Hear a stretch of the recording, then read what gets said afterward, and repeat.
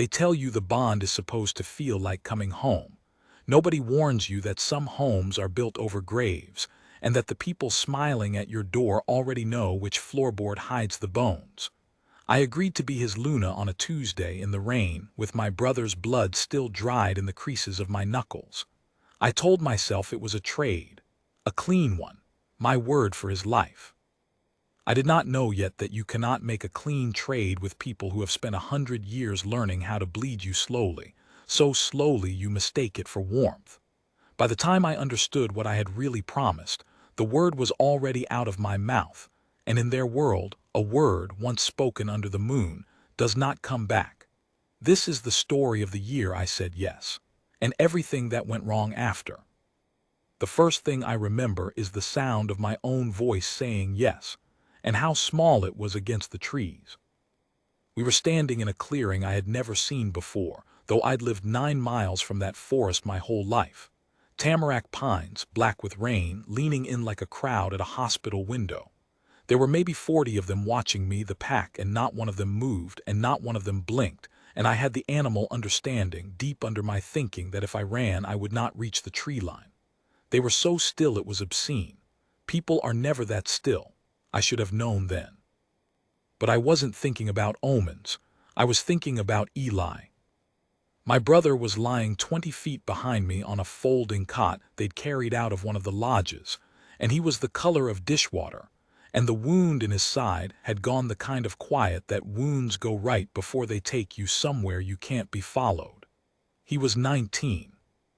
He had a habit of chewing the inside of his cheek when he lied, and he'd been doing it for 3 days straight, telling me he was fine, telling me through gray lips that I shouldn't sign anything, shouldn't promise anything, that he'd rather, and I'd put my hand over his mouth, gently, the way you'd quiet a frightened horse, and said, "Shut up, Eli. Just this once let me be the older one." So when the man in front of me asked again, in that low, even voice that didn't rise even in the rain, "Will you stand as Luna of this pack?" I said yes. I didn't know what a Luna was. I knew what my brother dying looked like, because I'd watched our mother do it slow over 2 winters, and I had decided, somewhere in the gray hours of that third night, that I would set fire to my whole life before I watched it twice. His name was Soren. I knew that much.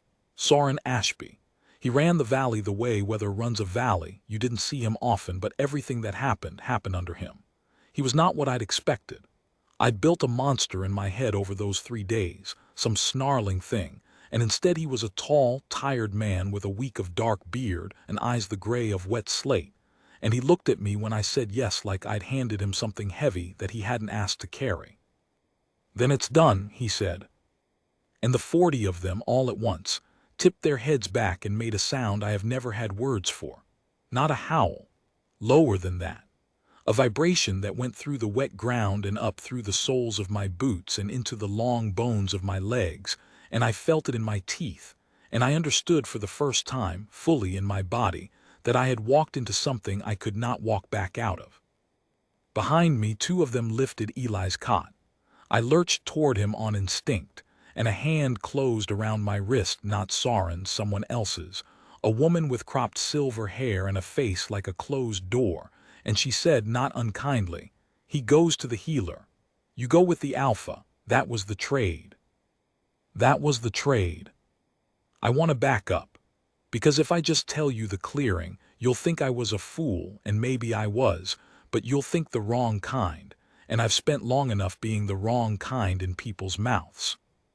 3 days before the clearing, I was closing up the diner. It's not really a diner. It's a counter with 6 stools and a flat top, wedged into the front room of the house our grandfather built at the dead end of County Road 9, where the pavement gives up and the forest takes over. People call it the end of the road, which started as a joke about the address and stopped being one somewhere around the time our mother got sick. I make eggs and coffee and grilled cheese for loggers and the few hunters stubborn enough to come up that far, and I keep a first aid kit under the register that has done more real work than the coffee maker. I'm a decent cook and a better stitch-up, because somebody up here has to be, and the nearest clinic is 40 minutes of switchbacks away. People bring me their hands when the saw slips. I don't ask questions. I've never been able to afford to. Eli came through the door that night the way he always did, too loud, letting the cold in, grinning before he'd even decided what about, except he wasn't grinning. He was holding his ribs, and there was a smell coming off him that I didn't have a name for yet but would come to know very, very well.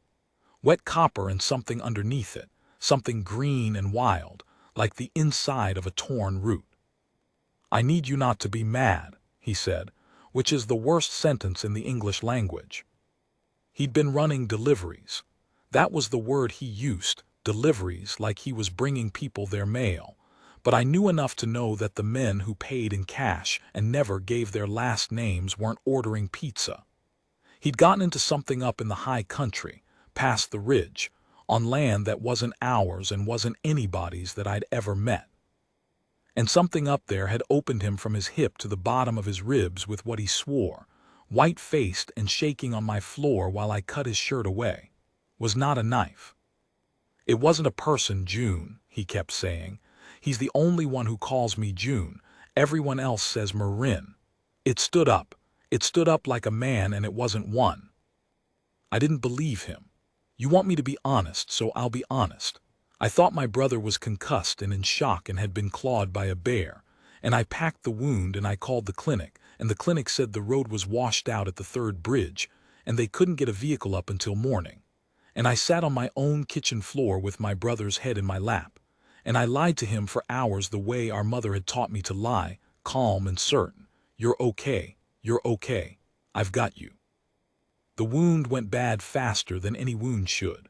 By the second day there were lines climbing out of it, dark and branching like cracks in ice, and they were warm to the touch, warmer than the rest of him, and they pulsed. I have packed 100 wounds. I have never seen a wound pulse. The fever took him into a place where he talked to our mother. The clinic's road stayed washed out. I sharpened the one good knife in the house, and I sat by the door with it across my knees because I'd started to feel watched. The way the deer must feel watched. That prickle at the base of the skull, and I told myself it was exhaustion. It was not exhaustion. They came at dusk on the second day. 3 of them on foot, out of the trees where no car could be, dressed like anybody, boots, jackets, and they walked up to my porch and stopped at the bottom step like there was a line painted there I couldn't see. The woman with the silver hair was one of them, though I didn't know her yet. The one who spoke was a broad-shouldered man with a beard going gray at the chin, and the gentlest, most terrible courtesy I have ever heard in a voice. "You have something of ours bleeding on your floor," he said. I raised the knife. He looked at it the way you'd look at a child raising a spoon. "Not yours," I said, "my brother." "Your brother went somewhere he was warned not to go and took something that wasn't his to take," the man said, "and he was marked for it. What's in him now is ours, it's our poison from one of our own, and there's exactly one thing on this earth that draws it back out, and it lives up that mountain, and it answers to our alpha, not to your clinic, not to your God." He said God without cruelty, which somehow made it worse. He has, I'd say, until tomorrow night, maybe a little less. I have replayed that porch 1,000 times. I have built 100 versions of myself who said something brave, or something clever, or who slammed the door. The real version of me said, "What do you want?" And the man, his name was Tomas, the beta, Soren's right hand and oldest friend. Though all of that came later, Tomas looked at me with something I would only much later recognize as pity and said, "Our alpha will tell you what he wants. Bring your brother. Come at first light. Come willing or it doesn't work." Come willing. I'd think about those 2 words for a long time. So I went. I drove Eli up as far as the road allowed, and then they carried him, 4 of them, fast and sure-footed through country I'd have broken an ankle in, and I followed at a stumble. And that's how I came to the lodges, a dozen of them, old timber, wood smoke. A whole hidden life folded into a fold of the mountain I'd lived under my entire life and never once seen. And that's how I came to be standing in a back room that smelled of crushed herbs and something animal, watching an old woman press her thumbs into the dark cracks spreading across my brother's body while he screamed. And that's how I met Soren, properly. He came in mid-scream. The room went quiet around him the way the clearing would later, that obscene stillness, everyone orienting to him without being told to, like iron filings. He didn't look at me first. He looked at Eli and at the cracks and at the old healer, who didn't stop working but said something low in a language I didn't know, and whatever she said put a line between Soren's brows that didn't leave for the rest of the day. "It's deep," he said, "to her, not to me." "It's the kind that reaches the heart by morning," the healer said. "She can pull it, but it costs the pull and the pull costs the giver." She finally looked up at me. "And it won't take from a stranger. Blood like this only loosens for kin or for bond. He's kin. That'll get her half. The other half needs a tie to the pack itself, or the boy keeps a piece of the rot in him forever and the rot grows." I didn't understand most of those words. I understood forever and I understood grows. "What's the tie?" I said. And that's when Soren finally looked at me. Really looked, the way you look at a thing you're about to be responsible for. I will never forget it because there was no triumph in it. A lesser man, the monster I'd built in my head, would have looked pleased. Soren looked like a man being handed a sentence along with me. "There's an old right," he said slowly, like the words cost him. "It binds an outsider to the pack as Luna. It's not," he stopped, recalibrated. "It would make you ours in the law of the pack, enough that the healing has somewhere to anchor, enough to take the rest of the poison out of him." "And then he's free," I said, "and then we go home." Something flickered across Tomas's face by the door. Soren saw it. I saw Soren see it. "Your brother goes free," Soren said, carefully, each word set down like a stone across a stream. "And he's healed and he stays healed, and no one in this pack or any other touches him again, because he'll be the Luna's blood, and that's a thing nobody wants to spill." I noticed, even then, even drowning, I noticed that he'd answered about Eli and said nothing about me. "And me?" The healer's thumbs went still on my brother's wound. The whole room waited. "You'd be Luna," Soren said. "It's not a costume you take off. I won't lie to you in front of my own people about that, but I'll make you a promise where they can hear it and hold me to it." And here he stepped closer and lowered his voice, not so it was private, it wasn't, every ear in that room could hear, that was the point, but so it was mine. "I won't touch you. I won't keep you like a prisoner. You'll have a room, a place, respect. I'll teach you what you need to survive what you're walking into, because it is more than you think it is, and I won't pretend it isn't. And when there's a way to free you that doesn't kill your brother, I'll find it. On my name. In front of all of them." I have thought a great deal about why I believed him. I think it was the "in front of all of them." A liar makes his promises in the dark. This man made his in a crowded room to a stranger with his enemies watching, because I learned later that half that room were his enemies, and he tied a noose around his own throat to do it. That's not how you trick someone. That's how you trade your own neck for theirs. Or it's exactly how you trick someone. I genuinely, to this day, do not entirely know. Eli, somewhere far below in the fever, said, "Don't, June," and chewed the inside of his cheek. Lying, telling me he'd be fine, telling me to let him go. I said yes. The right itself I'll tell you about another time, because some of it I still don't have the right to say out loud, and some of it I don't fully remember. The healer put something bitter and green on my tongue, and the world tilted and went bright at the edges. But I remember the moment the poison came out of Eli. The healer had me hold his hand. "Kin," she'd said. And there was a wrongness that traveled up my arm, a feeling like reaching into a drain and finding it warm and alive. And then the dark cracks in my brother's skin receded, visibly, drawing back into the wound like ink into a dropper. And the wound closed to an angry pink scar. And Eli took a breath that didn't rattle, the first one in 3 days, and started, weakly, to cry. I started to cry too. I'm not ashamed of it. I'd have traded anything in that moment and felt like I'd gotten the better end. That feeling lasted about 4 hours. That night they gave me a room, clean, plain, a bed and a window that looked at the black wall of trees. And they gave me dry clothes that almost fit.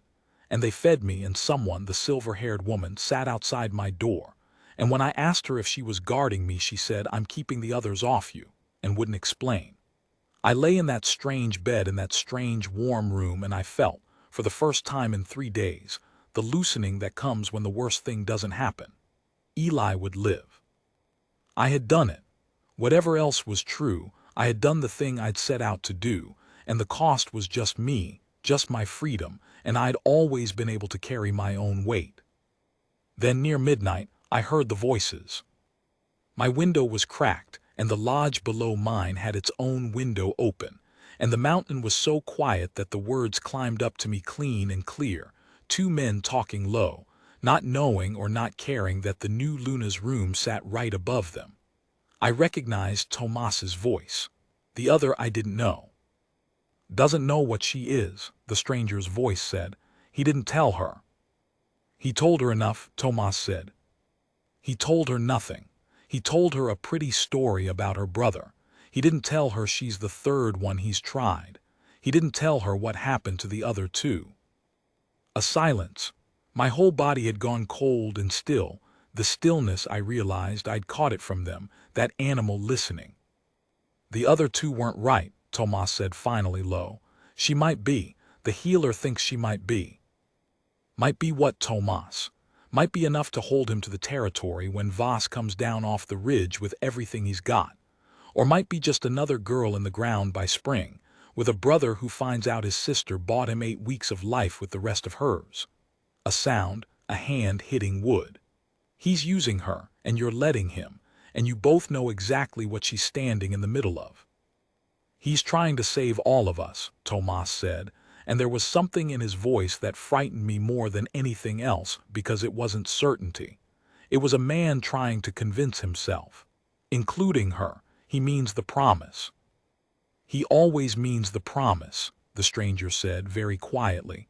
"Right up until the night the promise and the pack can't both live, and then we'll see what kind of alpha he really is." A pause. "And what's left of her?"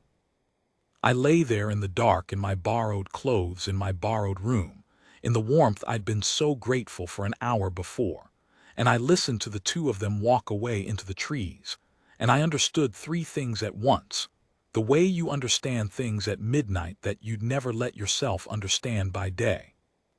That I had not been chosen for my brother. My brother had been the bait, and I had been the thing they were fishing for. That there were 2 girls before me, and I should find out very fast what happened to them.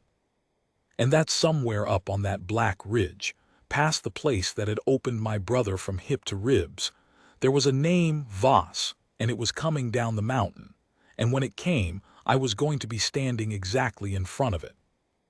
I learned the names of the 2 girls before me from a child. It was the 3rd morning, and I'd stopped sleeping in any way that counted, and I'd worked out that the lodge had a rhythm the way the diner had a rhythm. A slack hour just after dawn when the night watch came in cold and the day's work hadn't started, when nobody was quite looking. That's when I went down to the kitchen. Not to escape. I'd already understood there was no escaping. The trees did the work fences do, and besides, Eli was here, and you don't run from the only door your brother can walk out of. I went down to learn. My whole life I've learned the same way, by making myself useful in a room until people forget I'm new in it. So I made coffee. A lot of it, the way I do at the diner, and I found their flat top and I started cracking eggs, and within 20 minutes there were 6 pack members eating off my counter who an hour earlier would have looked through me like I was weather. Food does that. I've watched it do that to loggers who came in ready to fight and left calling me ma'am. People will tell a person who feeds them things they'd never tell a person who questions them. The child was a girl of about 7, all elbows, who climbed onto a stool and watched me with the unblinking frankness only kids and these people seemed to have. Her name was Pip. She informed me she was not supposed to talk to me. "That's all right," I said. "You can just watch." She watched. Then around a mouthful of egg she said, "You smell different than Coralie did. Coralie smelled scared all the time. You smell scared underneath but mad on top." I kept my hands moving. That's the trick. You keep your hands moving so your face has something to hide behind. Who's Coralie? The one before. She cried a lot. She had a music box. Pip frowned at her plate, working something out with the terrible directness of children. And before her was Anora, but I don't remember her. I was little. Maeve says we're not supposed to say their names because it makes the Alpha's face go wrong. Coralie, Anora, I had names now. I cracked another egg. Where'd they go? I asked, light as the coffee steam. Coralie and Anora. And Pip, 7 years old, with egg on her chin, looked at me with sudden uncertainty, the look of a child who has wandered to the edge of a thing too big for them, and said, Coralie went into the ground. Anora went out the bottom road, and her hair was white after, even though she wasn't old. Maeve drove her. She slid off the stool.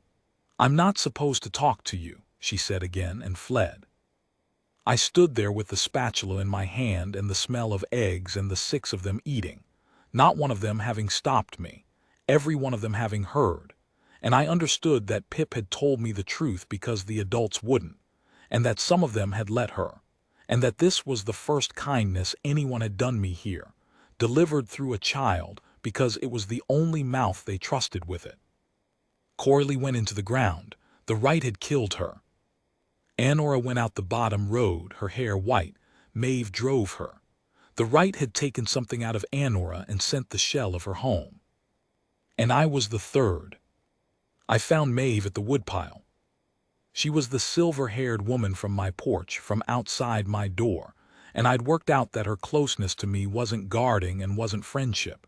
It was a job nobody had thanked her for.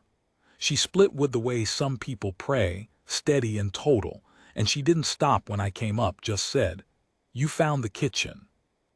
I found out about Coralie and Anora, I said. The maul came down, wood cracked clean. She set another round on the block from the little one. You let her. I left a door open, Maeve said. There's a difference. You'd have heard it anyway, sooner in a worse way. She straightened and looked at me, and there was something in her face that I hadn't earned and didn't understand. You want to ask me what the right is, really? Go on. Ask it out loud where you can't pretend you didn't. So I asked, what does it do to us? Maeve set the maul down. She wiped her hands on her thighs. And she told me plainly, the way I'd later learned she did everything, because she decided a long time ago that mercy and softness were not the same thing, and she had no use for the second. An alpha's strength isn't his own, she said. Not all of it. It runs through the pack and back like blood through a body, and the body needs a heart that isn't him, a second center, so that when he's stretched thin holding territory, holding 100 lives, there's somewhere for the strength to rest. That's a Luna, not a wife. A heart. The right tries to grow that second center in an outsider because pack-born hearts are all spoken for, all tangled in their own lines. She picked a splinter off her palm. When it takes, the alpha can hold this whole valley against things you haven't met yet and pray you never do. When it doesn't take, she stopped. Coralie died, I said. The bond reached for her heart and her heart couldn't carry it. It's not gentle. She lasted 4 days. Maeve said it without flinching, and I understood the not flinching was the respect. Anora, the bond didn't kill her, but it didn't root either. It pulled at her for a year, draining, never anchoring, and by the end there was so little of her left that Soren cut it himself. Severed it. That's why her hair went. That's what severing costs the one who's bonded. It ages you in an hour, takes years off the far end of your life. He did it anyway, because the alternative was watching her go the way Coralie went, slow. He drove the knife, and then he had me drive her home, because he couldn't look at the bottom road for a month after. I thought about the line between Soren's brows that hadn't left. I thought about the way he'd looked at me in the healing room, like a sentence he was being handed. Why does he keep doing it? My voice came out harder than I meant. 3 of us. Why does he keep? Because Voss is coming, Maeve said. And without a Luna, when Voss comes, every soul in this valley dies or kneels, and Soren has decided he'd rather gamble 3 lives than lose 200. You can hate the math. I've hated it for 2 years.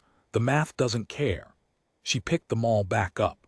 But here's the thing about you, girl, that you should know, because nobody's going to say it to your face, and they should. She set a round on the block and didn't swing. The healer says the bond didn't reach for you in the right. It's settled. First time in 3 tries. You didn't notice because you were busy weeping over your brother, but every one of us in that room felt it click into place like a bone going home. You're not the third failed try. She looked at me, and for the first time something almost like fear crossed her closed-door face. You're the one it's been looking for, which means you're the one Voss is going to come for hardest. And which means Soren got exactly what he needed off you in the rain. So don't trust the soft way he looks at you. A man can be grateful and still be the reason you die. The mall came down. I went back inside and was sick in the cold dawn behind the lodge, quietly, with my hands braced on my knees, and then I washed my face and went to see my brother. Eli was sitting up. That was the thing that undid me. He was sitting up, color in his face, the scar on his side already gone silver pale, eating soup, alive in a way he hadn't been alive in days. And he saw me and his whole face did the thing it's done since he was small, that helpless lighting up, and he said, "June, you should see how fast it's healing. It's like magic, it's literally." And then he saw my face and stopped. "What's wrong? What did you give them, June? What did you trade?" And here was my first morally heavy decision. The kind the stories the pack tells about themselves are made of. And I want you to know I made it wrong, or maybe right. I still don't know. I lied to him. "Nothing that matters," I said. I sat on the edge of his cot and I took his soup spoon out of his hand and I fed him like I had when he was 4 and our mother was working doubles. "I made a deal. You're protected now. We're under there, it's like being under a roof. That's all. It's fine." "You're lying," Eli said. "You chew the inside of your no, wait, that's me," a weak laugh. "June, tell me." "Eat your soup," I said, "and get strong and don't ask me again because I am the older one and just this once you are going to let me." And my voice cracked clean down the middle on the last word, and he heard it and he was 19 and frightened, and he let me. He let me lie to him because we both needed one of us to still be standing. I have done harder things since. I have not done many crueler ones than letting my brother heal in the belief that his sister got out of it free. Soren found me that afternoon, by the creek, where I'd gone to be, where no one could climb to me without me hearing. He came down the bank slow, hands where I could see them, the way you approach a horse you've spooked, and he stopped well short of me and said nothing for a while. The creek ran. A jay scolded somewhere. He had a way of being quiet that wasn't empty. It was a quiet that was waiting to be filled correctly, and it made you want to fill it, and I decided I wasn't going to. "You talked to Maeve," he said finally. "You knew it would settle," I said. "In the right. Maeve says you all felt it. You knew it took, and you knew what that meant, and you didn't tell me. You let me lie to my brother an hour ago that I got out free." I turned and looked at him. "You let me find out from a 7-year-old that the last 2 girls who stood where I'm standing went into the ground and out the bottom road. You made your promise in front of all of them so I'd believe it. And the whole time you knew I wasn't the third try. I was the catch."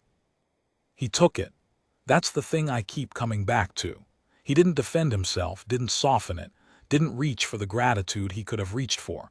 "I saved your brother," which he'd have been entitled to and which would have worked a little, and he knew it would work, and he didn't use it. He stood in the cold creek light and let me put every true thing in a row against him. "Everything you said is true," he said. "I'll add the parts you don't have yet so you have all of it, and then you can decide what you do with me." He sat down on a rock heavily, like the standing had been costing him. "Voss runs the high country. 3 years ago he started taking valleys, smaller packs, lone families, the old neutral ground your brother wandered into. He doesn't kill them. That's the part people don't understand. He binds them the way I'd bind a Luna, except he does it to whole packs by force, and it leaves them." Maeve drove Anora home with white hair. "I've seen what's left of a pack Voss has taken, and I'd take Anora's bottom road 100 times over that. They're alive. They're his. There's nothing behind the eyes." He looked at the creek. "I have buried Corley, and I have severed Anora, and I have hated myself in a complete and permanent way for both, and I went looking for a third anyway, because the day I stop, this valley becomes one of those, and there are children here. Pip. You met Pip. A breath. I will not tell you it was right. I'm telling you it was the choice in front of me and I made it and you're sitting in the result of it. You hate me. Good, hate me with all of it. But don't mistake me. I never lied to you. I told you in that room I wouldn't keep you like a prisoner and I'll keep finding the way to free you. I just didn't tell you how small that way is or how far off because you were watching your brother die and a man doesn't add weight to someone already going under. He finally looked at me. That's not innocence. I know what it is. I made a choice for you about what you could carry. I had no right, but I'd be lying if I said I wouldn't make it again. The creek ran. The jay had gone quiet, and I sat there with all my anger laid out in a row, every piece of it true and earned, and I could not for the life of me make it into hatred, because hatred needs the other person to be lying to themselves, and this man wasn't. He was holding the whole ugly shape of what he'd done with both hands and not setting any of it down. And there is something in me, some flaw, some hinge, that cannot stay shut against a person who refuses to lie about their own worst thing. How long, I said, before Vas comes? Weeks, Soren said, not months. The settling, when the bond takes for real, Pax feel it for miles. He'll know by now that I have a true Luna. That changes his math the way it changed mine.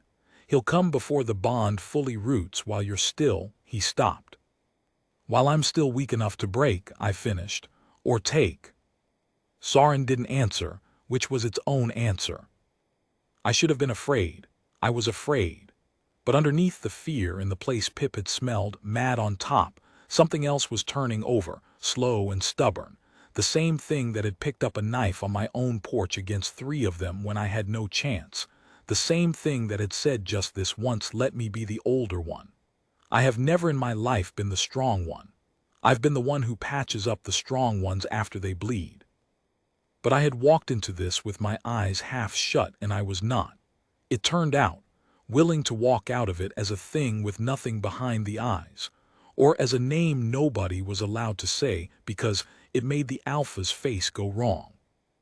Then I don't want to be weak when he comes, I said. Soren looked at me.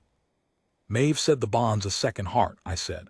A center, it rooted in me. Fine, then teach me to use it. You said in front of all of them you'd teach me what I need to survive, so teach me, not to be saved, to stand. I'm done being the third anything. I stood up off my rock and my legs were shaking and I let them shake because I'd learned a long time ago at the diner that you can do the thing with shaking hands. The shaking doesn't get a vote. 2 girls before me cried and faded and you carried both of them like stones. I'm not going to be a stone you carry, Soren.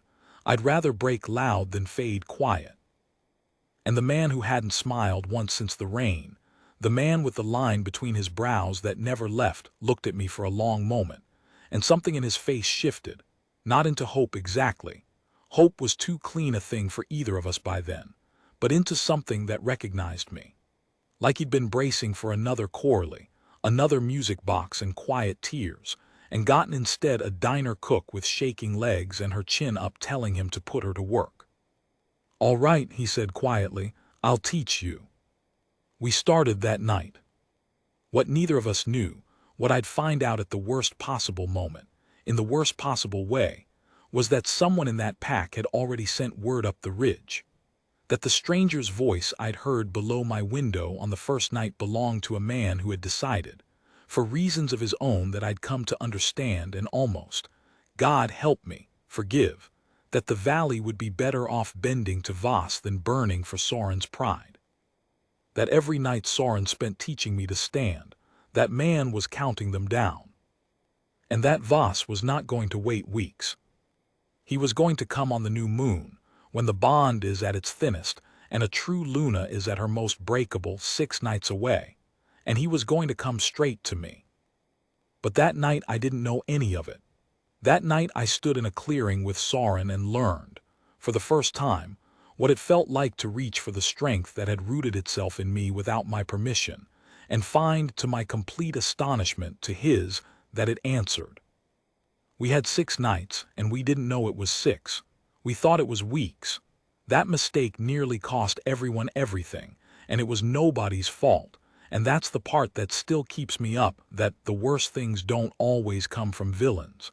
Sometimes they come from a friend doing arithmetic in the dark. Soren taught me the way you teach someone to swim who's terrified of water, not with words, but by getting them in it and refusing to let them sink. The bond wasn't a thing I could see. It was a thing I could feel once he showed me where to feel for it, a low warmth behind the breastbone, in the exact place Pip had said I smelled scared underneath, and it had a current to it, a pull, running out toward the pack and back. The first night I touched it on purpose, I burst into tears, and I'm not a crier, ask anyone at the diner. It was the loneliest and least lonely thing that had ever happened to me. 200 lives, faint and warm and there, in a place in my chest I'd thought was just mine.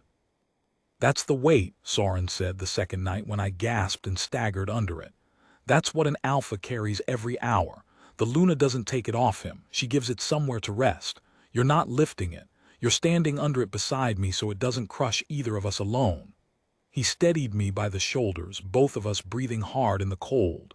You feel that, how it stops shaking when there's two. I did feel it. God help me, I felt it stop shaking, and I felt him feel it stop shaking, and somewhere in those 6 nights, I won't pretend I know which one. The thing between us stopped being a trade and a debt, and became something neither of us said out loud, because saying it would have made the cost of losing it unbearable, and we had enough unbearable things lined up already. He'd brush the hair out of my eyes when I was too spent to do it myself and pretend it was practical. I'd save him the burnt edge of the bread because I'd noticed he liked it and pretend it was nothing. That's all it ever was, out loud. Burnt bread and brushed hair and 2 people standing under a weight, learning the shape of each other in the dark. Sometimes that's the whole of it. Sometimes that's everything you get, and you spend the rest of your life grateful you got that. Eli got stronger. He took to the pack faster than I did, 19 and charming and alive after nearly dying. He'd have charmed a stone. And he didn't ask me again what I'd traded, because I'd asked him not to, and because some part of him had decided not to know was a kindness he could do me back. I'd watch him laughing with the younger ones around the fire and think, whatever the cost, I bought that. The laughing, it was worth it, I still think so. I want that on the record before I tell you the rest. Wren was the one who'd sent word up the ridge. I'd worked out the voice by the 4th night, the stranger from below my window, the one who'd said he's using her and you're letting him. It was Wren. He was an older man, quiet, well-liked, who'd lost his whole first family, a mate, 2 daughters, when Voss took a valley to the east, years back before any of this. I'd assumed, when I figured out who he was, that he hated Voss most of anyone. I had it exactly backwards. He'd seen what Voss did, and he'd decided that the bound packs, the ones with nothing behind the eyes, were at least alive, at least not in the ground like his daughters, and that Soren's refusal to bend was just a young man's pride dressed up as honor, and that pride was going to put another set of daughters in the ground. Pip. He was thinking about Pip. That's the thing I can't get past. The man who opened the door for Voss did it because he couldn't survive burying another child, and he'd convinced himself that surrender was the only mercy left. He sent word that Soren's true Luna wasn't rooted yet. He told Voss the one thing that turned weeks into days. Come on the new moon, while she's thin, and you'll take her before she takes. The new moon came on the 6th night.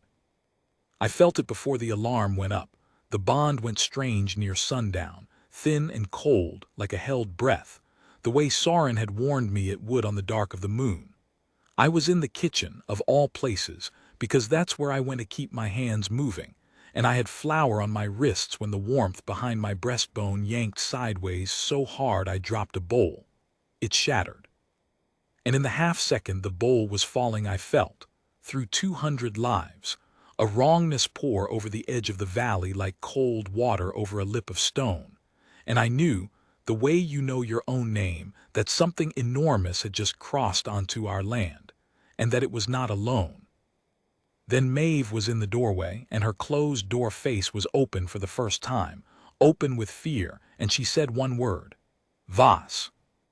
What followed I can only give you in pieces, because that's how I have it. The mind doesn't keep a clean record of the night it nearly ends. I remember running. I remember the lodges full of moving shapes, the children being pushed down into the root cellars, Pip's face white in a doorway and then gone. I remember Eli grabbing my arm, June. What's happening? What do I do? And me shoving him toward the cellar with the children and him refusing. 19 and stupid and brave. And there being no time to fight him. And so the last clear thing I have of my brother before the worst of it is his face set hard and a hunting knife in his hand that wasn't going to do a single thing against what was coming. And loving him so much I couldn't breathe. I remember the clearing. The same clearing where I'd said yes in the rain, and now it was full of them, Vosses, dozens more than us, standing in that obscene stillness but wrong, and I understood the wrongness when I got close enough. The bound ones, the taken packs, standing in rows behind their master with nothing behind the eyes, exactly as Soren had said. Men and women and some not much past Pip's age, alive, breathing, empty. Soren had been right. I'd have taken any death over that, and I finally, fully, understood every choice he'd made, including the ones that had used me. And I remember Voss. He didn't look like a monster either. I keep waiting in this life to meet the monster who looks the part, and they never do. He looked like a successful man. Silver at the temples, good coat, the relaxed ease of someone who has never once lost. He looked at Soren across the clearing with something almost like fondness, the way you'd look at a stubborn nephew, and he said, "You could have spared the girl. 3 of them now, Soren, Corley, Anora, and this one with flower on her hands." He'd known my name without being told. The bond, thin as it was, had told him I was real. "Give me the valley and I'll let her go home to her diner. You have my word, and unlike yours, I keep mine without an audience." I felt Soren reach for me through the bond, not for strength yet, just reaching, checking I was there, the way you grab for a rail in the dark, and I reached back, and the warmth flared between us even thin as it was, and Voss saw it cross both our faces, and his fondness curdled, and he said quietly to one of his own, "It's rooting now. Tonight, take her first." And then it all happened at once. Ren stepped out between me and Voss's line. I think I will never be sure. I think he stepped out to stop it. I think the second he saw the bound ones, the rows of empty children, the reality of what he'd opened the door to instead of the idea of it, something in him broke the other way, and he put his own body between Voss and the pack he'd betrayed, and he shouted something, a warning, a refusal. No, not the children. This isn't what, and Voss, without even looking, without breaking stride, struck him down. Cut him out of the way like the wood Maeve split. Ren went down and didn't get up, and the last thing he ever did was try to take it back. And I have decided to remember him by the taking back and not by the door, because somebody should, and because I am the Luna and I have learned that part of the job is deciding which version of a person gets to be true. Then they came for me. And this is the morally heavy thing, the heaviest, the one I made in less than a heartbeat. Soren had taught me to rest the weight, to stand under it beside him, too, so it didn't crush one. He had been very careful all 6 nights, never to teach me the other thing, the thing the bond could do if you stopped resting it and poured it, all of it, the second heart emptying itself into the first, so the alpha had, for a few minutes, the strength of the whole pack doubled and burning. He hadn't taught me because it was how Corley had died, reaching too hard too fast. He hadn't taught me because the healer said a bond that young, that thin, poured out all at once might not survive the pouring. It might root forever, bind me to this pack, this valley, this man, past any severing, past any bottom road, no going home, ever, the trade made permanent in an instant. Or it might tear loose and take me with it. I felt Soren bracing to face Voss alone, holding the weight by himself again, trying to keep me out of it, trying to keep his promise. "I'll find the way to free you, even now, even here, willing to die holding it so I might somehow walk back down to my diner with flour on my hands." I poured it anyway. I'm not going to tell you it was brave. Maeve was right about me from the woodpile, mad on top. I was furious. I was furious at Voss and at Ren's broken arithmetic and at the rows of empty children and at 6 girls' worth of fatting quiet. 2 of them real with names nobody could say. And I was done, completely done, with being a thing that was carried or spent or sent home white-haired down a bottom road. I had told Soren I'd rather break loud than fade quiet, and I'd meant it as a feeling, and now I meant it as a choice, and I reached down into the warmth behind my breastbone and I stopped resting it and I gave it to him. All of it, everything, the whole second heart, no holding back. Here, take it, stand. And I felt it root as it went, root so deep and so final that there was no bottom road left in my life anymore, no going home, no severing that wouldn't kill me now. The trade made forever in the space between two breaths. And Soren stood. I won't pretend I saw the fight clearly. The pouring took the clearing away from me. I have a memory of light, of the warmth going incandescent, of Soren turning from a tired man holding too much into something the whole mountain seemed to lean toward, the strength of 200, and one of us burning through one body. I have a memory of Voss's fondness finally, fully breaking. I have a memory of the bound ones flinching, the first thing I'd seen behind any of their eyes, a flinch, as if some sleeping part of them recognized the difference between what Voss had done to them and what I had just done by choice, force versus given, taken versus offered. I think that flinch mattered. I think, looking back, that's the real beginning of something, though I didn't understand it then and barely understand it now. I don't know how long it lasted. I know that when I came back into my body I was on my knees in the wet grass, and Maeve had her arms around me holding me up, and the clearing was empty of Voss. Driven off. Not dead, he ran, and a thing like Voss doesn't run for good. He runs the way a tide goes out, but driven off our land with most of his strength spent against a wall he'd thought was a thin and breakable girl. The bound ones had gone with him, dragged back up the ridge by the leash in their chests, all but a few who simply stood in the clearing afterward, blinking, lost, as if a fraction of the leash had frayed in the burning and they didn't yet know what to do with the slack. Eli was alive, knife still in his hand, never used, shaking head to foot but alive, and he reached me before Soren did and grabbed my face in both hands and said, "June, June, your hair," and I reached up and felt it, and a streak of it from the left temple back had gone white. Not all of it. Anora's whole head went white from the severing. Mine went a single streak from the pouring. The cost, taken in part instead of in full, because I'd given it freely instead of having it cut out of me. The healer told me later that's the difference. A thing taken from you ages all of you. A thing you give costs you less and leaves a mark instead of a wound. I have the streak still. I've kept it. I could dye it and I won't. Soren came to me last because he'd been making sure of the others first. That's the kind of man he is. The kind who counts everyone else's living before he lets himself feel his own. And when he finally knelt in front of me in the wet grass, there was nothing tired left in his face, only the line between his brows, deeper than ever, and underneath it something cracked wide open. He looked at the white streak. He looked at me. And the man who made his promises in front of all of them, who never lied, said the truest and most broken thing I have ever heard a person say.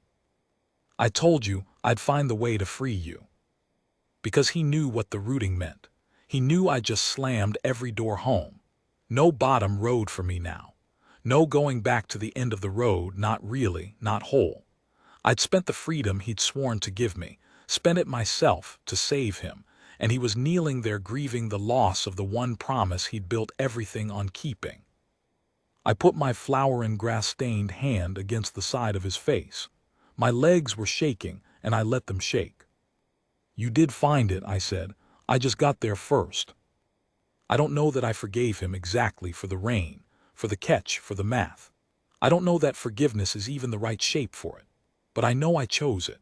I chose the valley and the children and the burnt bread and the 201 warm lives behind my breastbone and the tired man kneeling in front of me grieving a freedom I'd never wanted as much as I'd wanted to stand. I chose it the way I'd chosen Eli, eyes half open, hands shaking, certain only that I'd rather break loud. Eli found out the truth that night. Maeve told him plainly, the way she tells everything, because I couldn't and somebody had to, and she decided softness and mercy weren't the same thing. He didn't speak to me for a day. Then he came and sat on the edge of my bed the way I'd sat on the edge of his cot, and he took my hand, And he didn't say you shouldn't have, and he didn't say thank you, both of which would have been wrong. He chewed the inside of his cheek and looked at the white streak in my hair for a long time, and then he said, "Okay, then I'm staying too. You don't get to be the older one about this part." And I let him. I'd learned by then that letting people carry it with you isn't weakness. It's the only thing that makes the weight stop shaking. That was a year ago. Voss is still up there. The tide's still out, but tides come back, and the few bound ones who stayed in our clearing that night are slowly getting something back behind their eyes, and that frightens Voss more than my pouring ever did, because it means the leash can fray, it means given beats taken over time, and he knows now that the thin, breakable girl at Soren's side is the proof of it. He'll come back for that proof. The healer says the bond between Soren and me is the deepest she's seen in her long life, deep enough that some nights I dream the pack's dreams and wake with snow on my tongue I never tasted. She says that's never happened before. She says it like a blessing and looks at me like a question. I make the coffee in the morning. I keep the first aid kit under a different counter now. Pip is teaching me which berries on the mountain are safe and lying about half of them to see if I'll catch it, and I always do, and she's delighted every time. Soren brushes the hair out of my eyes, and we still pretend it's practical, and I still save him the burnt edge of the bread. People ask me, the young ones, the ones who weren't in the clearing, if I'd do it again. Agree to it. The rain, the right, the catch, the pouring, the white streak, the no going back. I tell them the truth, which is the only thing I've ever been able to afford.